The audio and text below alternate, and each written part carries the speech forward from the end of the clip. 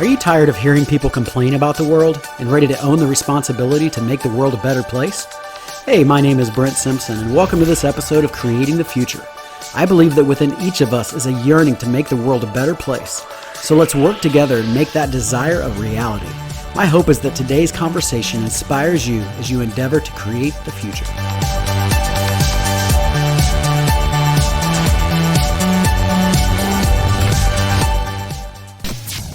Hey guys, welcome back to this edition of Creating the Future. Hey, a couple of weeks ago, I had the unique opportunity to speak into a local business, and I was part of their team meeting where all the company came together, and I was absolutely blown away at the culture of this company. That they came together and the way the employees liked each other and enjoyed time together, the way the owners invested in the employees was absolutely beautiful and refreshing. And so I thought I need to learn more about this company. It's called True Builders, and it's owned by Turpin and Mark Lever. They started just over 10 years ago, and they have built something absolutely beautiful. And we're going to jump into a conversation with Mark and Isaac and learn a little bit about what made that culture so beautiful. What was their journey over the course of 10 years, going from just a partnership where they were just doing it on their own to a business that had over $10 million come in last year, and watching this growth and watching how you grow the right way, and just learning from some of their challenges along the way and some things they did that didn't work. And so you are going to be blessed. You're going to love this conversation with the owners of True Builders today. So sit back, relax, and see what you can learn from this conversation. Hey, what's up, guys? Welcome back to Creating the Future. Super excited to be back with you today and this amazing conversation we get to have with Isaac Turpin and Mark Lever, and hear their story of how they built an amazing company. In fact, it's fun for me because one of my personal favorite podcasts is an NPR podcast called How I Built This. And on that podcast, they interview amazing entrepreneurs who started great companies that ended up affecting the world and changing an industry. And I really feel like I get to do the same thing today. And so I get to play my role in this. And so Isaac, Mark, welcome onto the podcast. Really excited that you guys are with us today. Let's start out in the very beginning. You guys have a company called True Builders that started just over 10 years ago in 2009. Like what was it like? What drew you guys together, first of all? Because a lot of times, especially in the construction type industry, it seems like you have one person who's the owner and president, and having a partnership like you guys have is a little unique. So how did you guys meet? How did you decide to form this company? Back to the beginning. Yeah. So uniquely, we had the same best friend, right? So when I grew up, I had a guy live down the road from me, my childhood best friend. He moves away. I'm very sad to see him go. He happens to move right by Isaac at the time. Good choice for him. Yeah. So I lost my best friend at the time. So we tried to stay in contact. Well, he ended up introducing me and Isaac. We became friends, childhood friends, stayed in contact the entire time. It's funny, we actually had a couple of jobs together in the younger years. But, when you're just getting started, what do you want to do? And always seemed to kind of have the same strengths. And then in the areas that we didn't have the same strengths, it's kind of like I would listen to him. I don't listen to many people. I'd pick up on some things that he would say, and he would do the same. And it was just it's kind of been that way since we were young, That's so cool. How old were you when you guys first met? 14? Yeah, right around 15 years old. Yeah. 14, 15. How old are you now? Oh, 40. 38. I turned 39. So you're pushing 30 years of a friendship, man. That's got to be unique. So let's start in the beginning. So you guys are friends, but you decide to form a company. What made you guys decide to form a company together, and how did you come up with the name True Builders? Uniquely, we had rough childhood past. Our upbringing, it just didn't work out. We had great spiritual leaders as parents. We didn't make the right choices. Mm-hmm. So we struggled to find jobs with our strengths because of our past. It prevented us from so many different outlets. We would go in, we would get the job, they'd ask about our past, and again, we would lose the opportunity. Both of us going through the same issues separately, actually. Yeah. Mark had a job at a plumbing company, and we had worked construction jobs and sales jobs together, but we kind of went our separate ways in different careers. Mark was doing a plumbing job, and he was talking about how, man, plumbers go in to houses, mess everything up, rip a tub out or tear the wall out, and they leave. Yeah. And he has a real good sense about seeing deals, like where's money's left on the table. And so he called me and he's like, man, I'm kind of selling these jobs on the side, making more money than I am. I want to be a contractor. you know, and he said his son and him had talked about this name called True, like True Builders. They kind of liked it, that he was going to be a contractor. And so like we always do, we kind of sold a couple of jobs together trying to figure it out and remodel stuff, you know, little bathroom stuff. Yeah. And it worked. And I looked at him one day, I said, if we're going to do this, we got to do it the right way. I mean, like we got to get licensed, we got to get insurance, there's a ton of stuff we got to get if we're going to do it. And it just kind of, one thing after the other, just click. I was actually thankful just to be in business at the time. You know, for him to say, let's get it all legal and legit, I'm like, we're just paying bills right now. We're just trying to get by. But what he did is he stretched out a small dream into a real vision and said, if we can make it legal and legit, which isn't easy, it isn't cheap. We know this, right? It's a price to pay, but it shows if you're really invested in what you're doing. Right.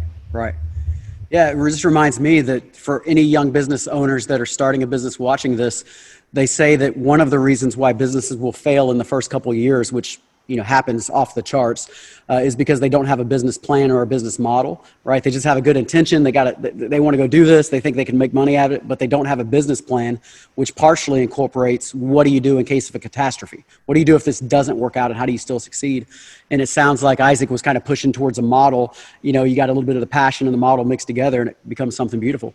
That's what it's been the whole time. And it's funny, we're a little bit against the grain as far as we never really, we put some things on paper on a napkin in, Bob Evans, our Starbucks. Right. That was our first office. Did y'all save that napkin somewhere? Is it on the wall somewhere?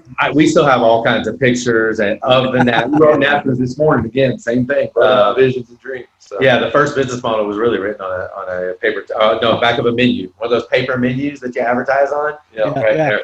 But I'll tell you this, any young people that are planning on starting or they are just getting started, plans change quickly. And I would say the ability to adapt to, we may have a written plan, it may be even chicken scratch, it's very basic, but it's changed 500 times since we started, right. And it's just, you have this one idea, you chase it, you pick up on another route, you're like, this way's a little faster, this works a little bit easier. And that's where it's been, man. That's what works. Do you guys think that's a key to being successful in any business nowadays, is adapting, that's terminology you would use, pivoting in these moments to be able to change to the culture? Well, remember, as a leader, the way you adapt is the way your team's going to adapt. So you may go to the next level and show frustration that you don't want this to change, and it bleeds onto your team. Yeah. Your team is constantly looking at you, how you take the change, how you take the growth. Is it too much for you? And I think ultimately as business owners, all we really got to do is keep it together, right? And your team sees that, hey, they're managing, they're making it. And like Isaac mentions that, we will go be honest with our team and say, hey, look, we've been there, we get it. If this is what it takes to get to the next level, we're here for you, we got you. Well, we expect something from you too. I think everybody has the same problem, whether you're a business or an entertainer or whatever it is. It's basically, how do I stay relevant?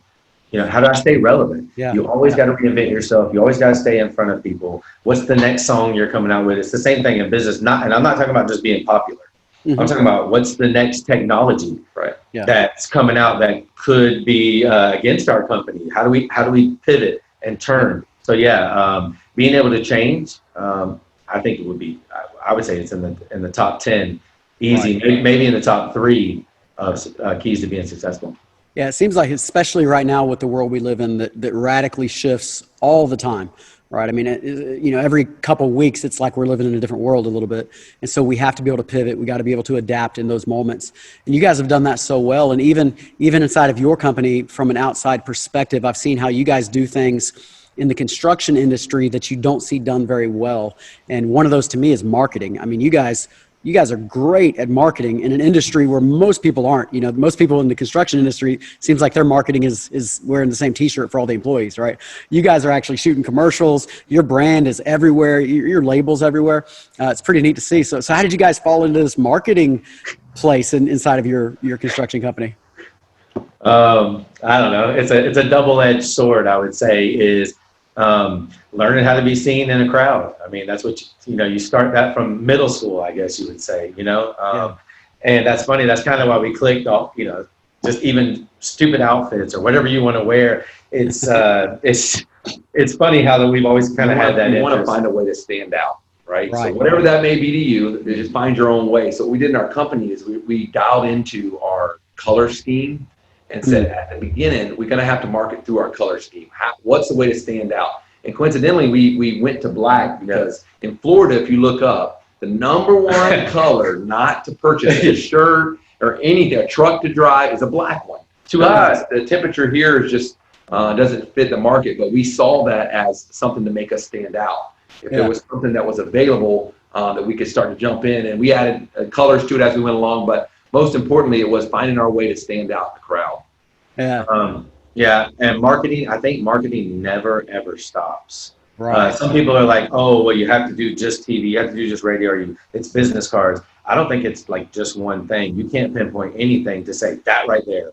Now that helped propel us, yes. That helped propel us there, but it's pins, it's business cards, it's shirts, it's hats, all these little things that are, minute, I guess you would say, but it's just trucks. I mean, everything that we can brand, I think my socks right now, I guarantee you, our socks stay true right now. I don't know, it's just what we do. You know what it boils down to? Somebody told us a long time ago, they said, if you're a fan of a team, you have their jersey, you have their shirt, Right. You represent for them. If you were to go to their game, wouldn't you wear their jersey? Wouldn't you want to represent that team? Right. But now we're all part of the team. So we wanted people to buy in and say, this is your team and you're a fan of this team. You want to wear that shirt. You want to wear that hat. You want to be on that all the time in that mindset. Yeah, that's so good. You guys have marketed so well that, Isaac, your sister's baby is named True. I mean, it's hard to market better than that. I mean, when they like the company that much, they're naming their kids after. Listen, I was against it. I said, do not do that. Do not do that. But I mean, I guess it would be a compliment. Yeah. If that was why they named it True, which they didn't. So. Yeah, I was just watching a documentary on Carol Shelby a couple months ago now. And Carol Shelby originally kind of stumbled into this marketing thing of standing out amidst the crowd on accident. He was a chicken farmer at the time. He's still young, and he's a chicken farmer, and he's racing on the side himself. And he forgets that he has a race. His wife runs out. He's like, you got a race coming up. You got to go to this race. So he doesn't have time to change or anything. He literally jumps off the tractor, jumps in his truck, and goes down to the race, wins the race, but he's still in his overalls. Like, he's still in his working on the chicken farm, chicken mess all over him, overalls. And they take his picture and have it in the front page of whatever newspaper at the time, which was a big deal. And so after that, he started wearing overalls all the time because he's the only race car driver wearing overalls. And Carol Shelby's part of his genius of marketing, which was a big part of who he was later on, started simply by standing out by wearing overalls. So for every business owner watching, listen, you don't have to have genius or money to stand out. You just got to be creative. You just got to think it through and then see what wave comes that you can jump on, like wearing overalls to a race. Yeah. Don't you have some overalls? I know he's got some overalls. Touching on good points. Being relevant. It was relevant to the race car. When you're relevant to what you're doing, stand out in your lane is the way to do it. Sets you apart, definitely. Yeah.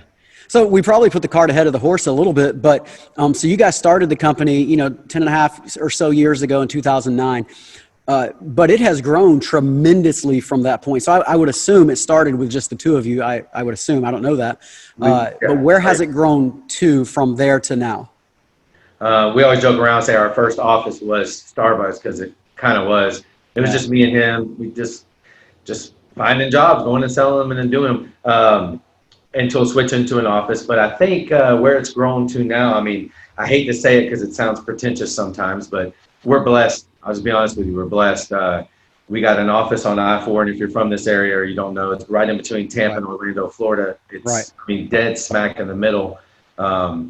It's what, 10,000 square foot? 10,000 square foot. So we started out I think almost 3 years with no office. Oh yeah, no office. No office. No. Reason why is because we have families, we have responsibilities, and we said if we don't make enough money, we can't get the office. So we set limits like, hey, if we can make this amount, then we'll get an office. If we have this amount in the bank, then we'll get this stuff. So we built through those categories. We wouldn't buy it unless we had the money to buy it.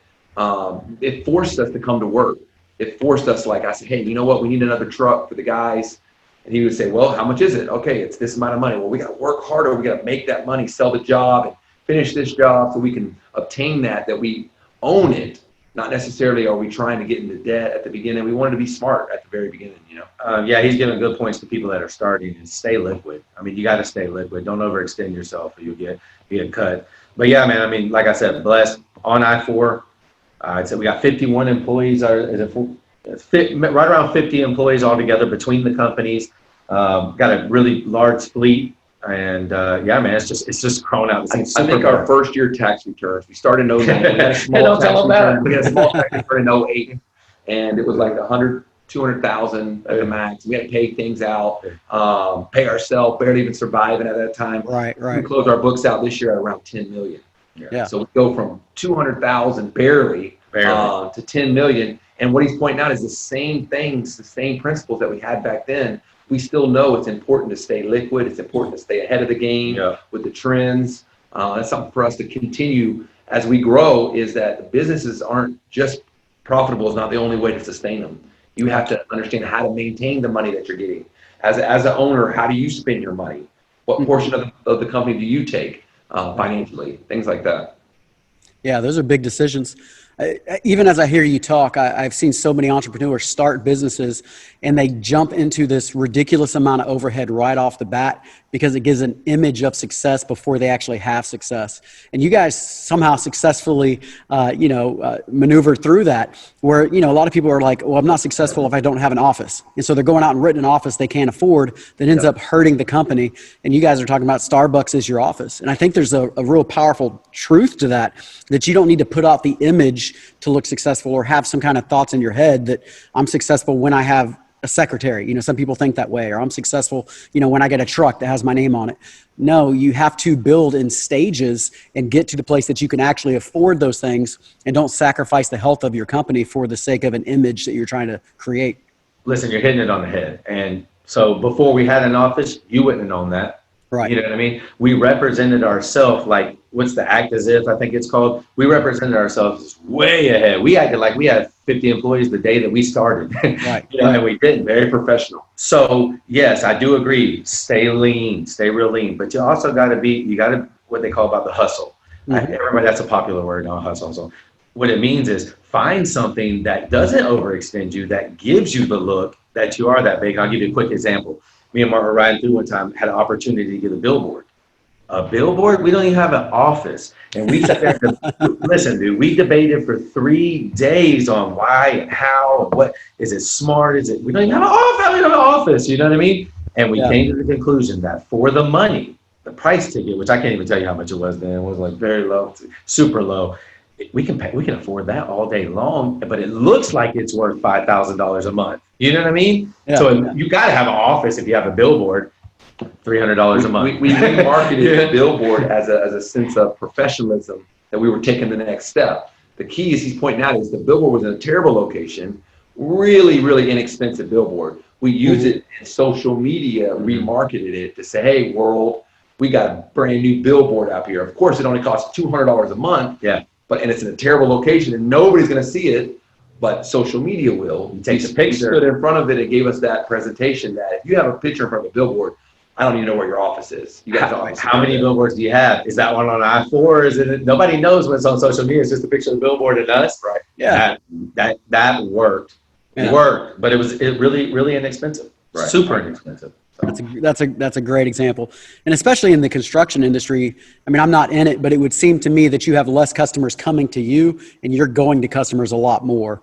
I'm not saying nobody ever comes to you, but it just seems like you would be going out to their house a lot more, meeting with people at their house, looking at what you want to do or need to do for them than you're going to have in some other businesses where they're always coming to a storefront.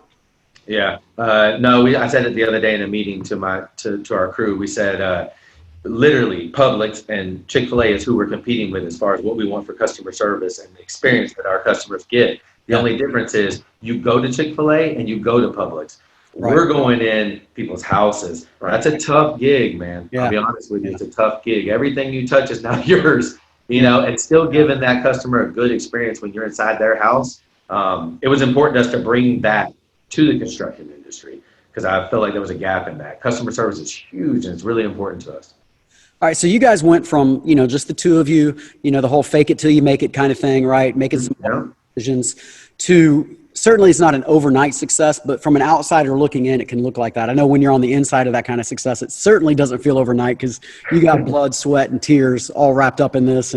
But from an outsider, oftentimes it does look like it's an overnight success. And in the middle of that, you can face some challenges. And so you guys went through some rough roads with that. And let's talk about two of them real fast, but let's talk about your personal lives first. And so, I know you guys a little bit. It sounds like from the success you had, you managed the business pretty well, but you didn't always manage your personal lives very well. So tell us about that. There you go. So biggest focus I talked about it a minute ago was owning a business and making it profitable is a part of it, right?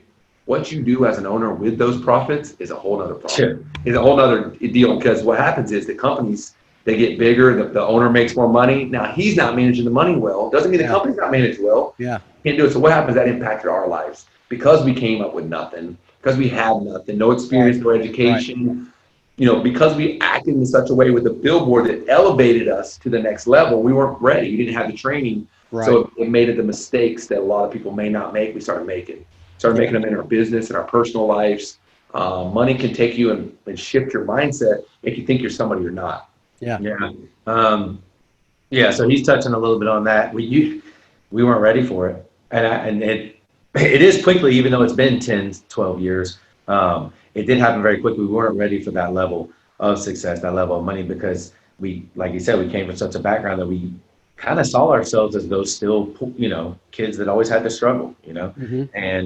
And so when we had the money, you have to be very, very prepared and know exactly who you are. Or money and attention will just magnify the issues that were already on the inside of you, whether good or bad. Right. It magnifies both. So so we got caught up in some of those struggles and making some dumb decisions. Not to go too deep into it, but I got divorced about 3 years ago. We both family man, 4 kids. You would never know that there was a whole other side of us, because we were hustlers. We got to go, we got to work, we got to grind, and then we had something. And what do you do with that? And unfortunately, in the business world, there's a lack of good Christian men who are very successful and who know how to handle that. And we didn't gravitate towards them. We gravitated towards some other people who said, this is how you do it. This is what businessmen do. And we got in that racket. And man, thank God Almighty, we have turned it around. Before that ship was, it's a hard ship to turn around. It's a cruise ship. We say it all the time. But we're really, really blessed to say time out. Mark says it all the time. It's called the call before the fall, I guess. It's like somewhere in there a bell gets rung and says, if you don't do something now, this is all going to fall apart. Yeah. You definitely get the warnings, and we touched on it at the very beginning, which is we don't know what the business is going to be, right? We have expectations and hopes, right? Yeah. But we never prepared for it to be great, right? Yeah. We wanted it to be, we built it to be, but we didn't prepare for it in our personal life. So as your business progresses, you always want to dial back and say, what areas in my personal life are going to prevent my company from taking the next level? So after the divorce, we come in, we still got to do business. We still got to maintain. So I know it's very difficult for him to go through a divorce, maintaining the business at the same time, showing hope to people that feel like, oh, is the leadership going to go away? We have to keep the culture strong with me and him.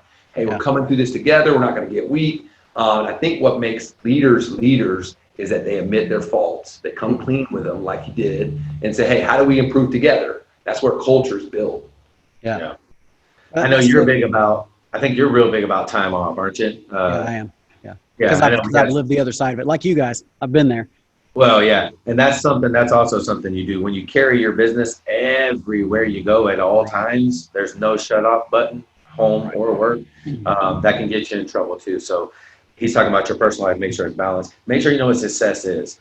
I don't do all these classes and all this stuff, but they always say, write out what success is to you. Now I know what they mean is don't make money and attention what you say is success, because there's a lot more to being successful than just money and attention. Right? Yeah, it seems like so oftentimes business owners that are successful, that they end up in that same place that you're at. You guys are construction guys, you know all about this, but if your foundation is not strong enough to handle the height that you're going, it ends up collapsing because of the foundation, not because of the height, but because the foundation wasn't strong enough. So you got to build that foundation first, right? You got to start there, and then you can build high, but you can never build higher than that foundation that you start with. But yet we see that over and over and over with the business community and leaders, especially in rapidly growing companies and churches like where I'm at, and you'll find yourself in a place where from the outside everybody's praising you and talking about how great you are and everything's so wonderful and I can't believe all that you're doing, and for you guys, you're making all this money, things are great, but then on the inside you're crumbling because your personal lives are really imploding. So I guess the question I would ask right here is simply this: what would you say to young leaders who are getting started? Maybe they're in year 3, 4, 5, whatever. They're climbing that ladder. They're doing some great things, and they don't even realize that they're redlining to the point that they could lose some things that are very important. What would you say to that leader? I think that because we've had a lot of experience, sadly, in these issues, we realize that it's not us, it's God. Yeah. It's about Him. We get very selfish in this time where anything works, right? It's all of us. It's all us. Yeah. Anything doesn't work, it's all everybody else. At no point, at no point is it all about God. Yeah. And what He wants. And we dedicated ourselves to saying, we don't own this company. Yeah. We work for God. So if you want to, we talked about this a long time ago. We never have money issues. Never. We talk to people, we don't even know why they have money issues. We looked at each other at the very beginning and said, God's in charge of the accounts. So if you take or don't tell or don't do right, you're going to have to answer to God. Not me. You deal with it with Him. We put God in charge. So it was nice for us to fall back and say, hey, I made a mistake. Thankfully, I'm not the one in charge. God is. We can go to Him and make the right decisions moving forward. Yeah. I'm big about the threefold. It's got to be your mind, it's got to be your spirit, and your body. You got to take care of all three. And for a long time, very unhealthy. Didn't take care of myself. Got to do that. I didn't know the importance of that. It's good to do that. You definitely got to take time off, like let your mind rest a little bit, work your body, make sure your mind's rested. And then your soul, which I would say is the most important. Our parents, both of our dads are ministers. And my dad would always the answer was always Jesus. And that used to drive me nuts. I don't know if it's anything. It didn't matter what it was, my legs towards Jesus, kid punched me in the face at school, just Jesus. It'll be fine. I'm like, no, that doesn't make any sense. But I kind of get it now. You know what I mean? And for a long time, I ran from that. And what it is when that priority is God, and whatever you want to call it morals, higher being, whatever it is. But when you have that set of standards that you're not going to budge on no matter what, which is, that's why we say relationship with Jesus. When you won't budge on those, everything else does line up. And I didn't believe it. It took me freaking 36 years to finally say, okay, I get it. I get it, Pops. I get it. Yeah. So let's switch gears and talk one more thing that I know has been a little bit of a difficulty that is the case with any company where you have, especially you guys. So you got two similar personalities, two type A driven guys working together. There are going to be moments of friction and frustration and difficulty where you want to strangle each other. Like how do you guys deal with that within your company where kind of you're both the boss? And at moments, I'm sure, I don't know, maybe you have a boxing ring like out back behind the shop, with some gloves. You guys can just fight things out every once in a while. How do you work together sometimes when you drive each other crazy? I know you got a lot. Isaac knows this too, but integrity. It all boils down to integrity. You can be upset, you can be mad, but if the person's honest with you, you got to respect them. You got to. So to come in, he'll come in and say, hey, I'm not having a good day today, okay? I don't want to talk about this, and I don't want to talk about that. And hey, I'm not going to be happy that day, right? But at the end, I do know that at least he was honest. He was sincere about that. I think when our business started to struggle and our relationship started to struggle, so our integrity started to struggle. Mm-hmm. Yeah. Culture started to shift. Sure. Things were going bad because we weren't being honest with each other. I think we quickly realized if we cannot be honest with each other, we're not going to be honest with anybody else. It's the same as I would say it's the same as any relationship, and one of the biggest relationships in your life would be a marriage, obviously. So it has a lot of parallels to that. Is like they say in the beginning of your marriage is the easiest. That's what they call it, the honeymoon stage. Right. Oh, it's fine. I don't care if the house isn't cleaned or you didn't make dinner. I don't care because whatever. And then you go through that time where it's like, oh, you didn't take out the trash. Who cares about the trash? You go through all that. When we keep our integrity good and we focus on each other's strengths, because let me tell you something, having a business partner when your business runs 24 hours a day, 7 days a week is the best thing you could ever have. Okay, I'll say it again, because your business never stops. There's never somebody that doesn't want to talk to you. Just like a pastor, you would assume. Yeah. So if you focus on the benefits of your partner and not what they do wrong or what they don't do right or what they do different, it's usually different. It's not right and wrong. It's different.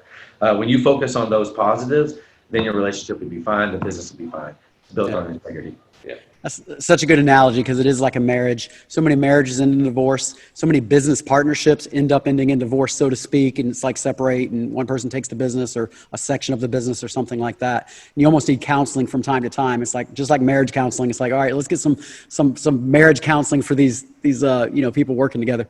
All right, let's switch gears to a positive note.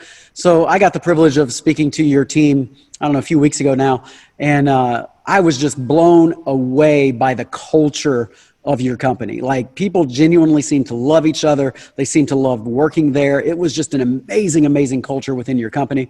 I think it's Peter Drucker who has the famous quote that says, "Culture eats systems for breakfast," or something along those lines.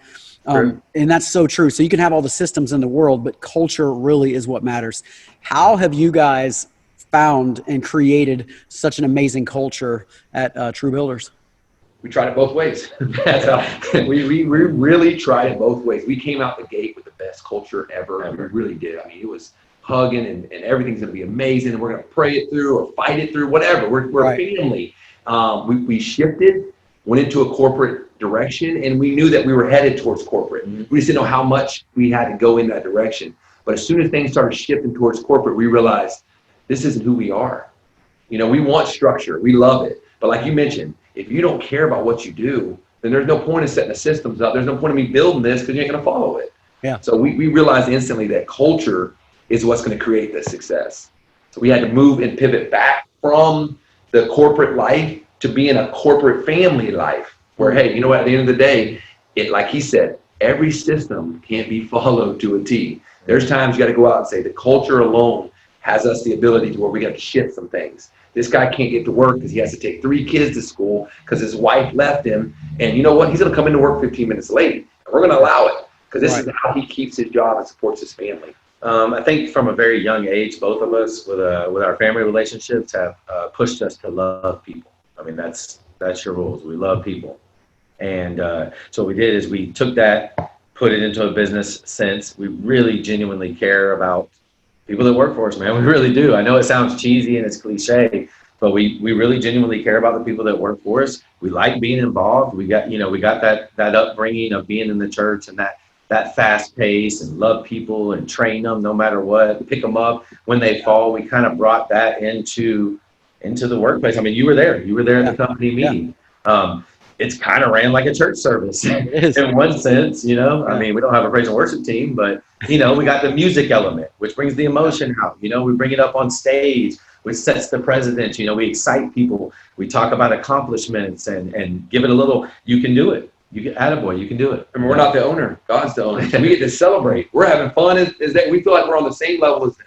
Hey, something that got us to where I'm at my position in the company and you're at yours. That'll make us no different people. God's the owner, so we get to celebrate with them. We don't treat it like it's our money in the atmosphere. We're celebrating with them. We're happy to give it. And they feel that. It makes them really take the extra mile.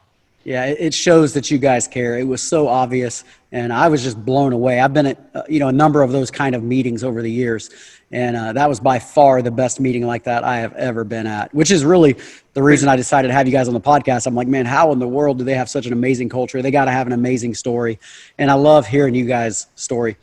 So Isaac and Mark, it has been awesome to have you guys on the podcast. Let's quickly talk about True Builders for just a moment. So what do you guys build? What do you do? And if somebody wants to get a hold of you guys, if somebody wants something built, how do they do that? Okay, so True's the brand. We currently are contractors. We have plumbing license, AC license, roofing license, and aluminum license. We specialize in restoration when the houses flood out, catch fire, but we do have 24-hour plumbing services, AC services, doing full roofs. Best way to reach us is check out the website, true-builders.com. One website, trueplumbers.com is another. Check us out on the website. All our stuff, our videos are on there. Yeah, check us out on YouTube. Love this. We got some different creative marketing, I think, that you would find entertaining from a construction company. Some pretty cool videos. Check it out on YouTube. Just type in the word True Builders. Sweet. Yeah, that'll be awesome. In fact, as we close everything out right here, I will put one of your commercials at the very end right here. So as we wrap up this, cool. you'll see the commercial before we do a little outro. So Isaac, Mark, thank you guys for being on the podcast. I hope this has been helpful for everybody listening. Listen, there's a lot of entrepreneurs out there who are starting businesses and moving forward, and you need mentorship businesses and people that you can look up to. Don't make the same mistakes that other people have made, so learn from them. And I think you can have an amazing company and continue to create the future. So again, Mark, Isaac, thank you guys for being on the podcast. Hope you enjoyed it. And everybody watching, thank you for having us. See you next week.